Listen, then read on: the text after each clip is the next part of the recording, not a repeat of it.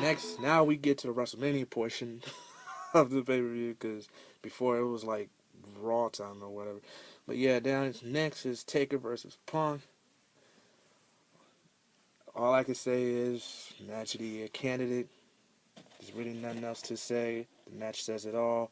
You know, my words can't really do it justice. Amazing match. And that's that.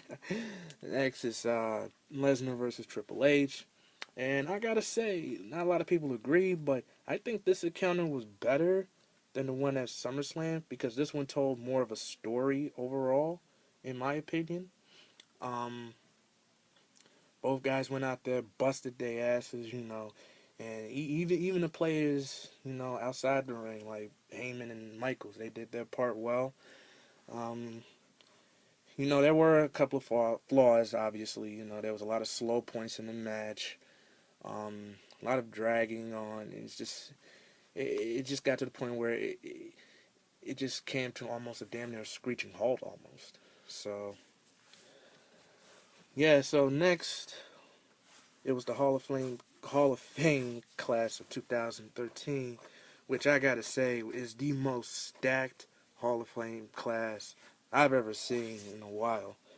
I mean, you had Trish Stratus, Booker T, Mick Foley, Bruno Sammartino, uh, Donald Trump. Just the list goes on and on. I'm probably forgetting some other people, and I'm feeling. Oh, Bob Backlund. It's just the list is just amazing to me. It's just so amazing.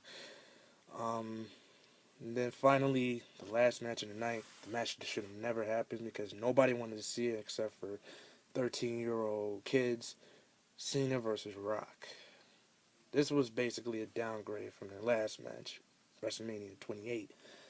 I felt as though this match wasn't as good as the one before because, for one thing, again, it's just. I mean, I get it. I get why they have this match. It's business. It's a business. You're in this to make some money, and obviously this is the money match right here. But at the same time, for wrestling fans such as myself, I felt as though that they should have added Punk into this match. It could have made it that much better.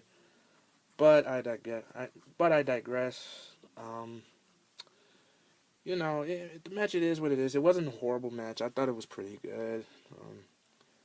But yeah. Other than that, that's really it for the event.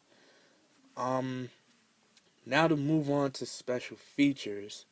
Now, special features kind of bummed me out because when you get the Blu-ray, you expect it to have like all these great features, because with a Blu-ray disc you get more features than on a DVD because you can fit more on it. But they didn't really. They kind of half-assed it, in my opinion.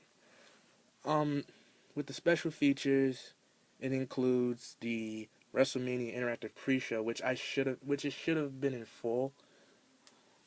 It was with Wade Barrett versus The Miz for the Intercontinental Championship match. For the pre-show to be an hour, I felt as though that these two should have had more time, maybe 10 minutes tops, but they ended up wrestling for like up to 4 to 5 minutes, which to me is unacceptable. For those 4 to 5 minutes, they hit all their power moves, and things like that. So again, something that should have been given more time.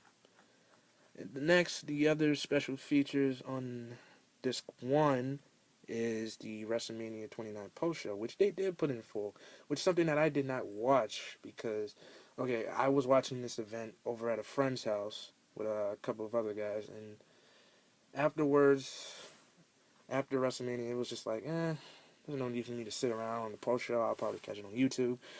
So then I was like, let me just check it out. The post show was actually not bad. This is something that hopefully the WWE can add on to every other show, at least to the big four, because it definitely gives that big sporting feel, and I thought it was well produced and definitely a good use of the players involved with Jim Ross, Dusty Rhodes, Kofi Kingston, Scott Stanford. Scott Stanford is somebody who I think should be in the commentary booth, in the main commentary booth soon.